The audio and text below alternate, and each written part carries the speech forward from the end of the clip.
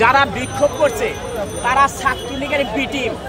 আমি পরিষ্কারভাবে বলতে চাই, যারা গতকালকে রায়ের বিরুদ্ধে আদালত কর্তৃক রায়ের বিরুদ্ধে প্রতিবাদ জানিয়েছে তারা সেই আওয়ামী লীগের দোসর, ছাত্রলীগের বি টিম।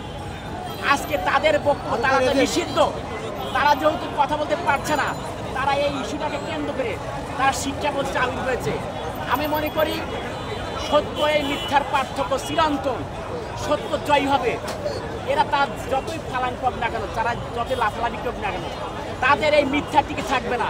চিরতরে তাদের কবরস্থিত হবে, বাংলাদেশের ন্যায় বিচার প্রতিষ্ঠিত হবে, বাংলাদেশের মানুষ ভোটের অধিকার যে আন্দোলন করিয়েছে, বাংলাদেশে একটি এমন একটি সমাজ প্রতিষ্ঠিত হবে যেই সমাজে কোনো বেকারত্ব থাকবে না, কোনো চুরি ডাকাতি রাহাজানি থাকবে না, স্বাধীনভাবে মানুষ চলাফেরা করতে পারবে, নারীদের অধিকার থাকবে, তারা কর্মসূচি যেতে পারে, এরকম সমাজ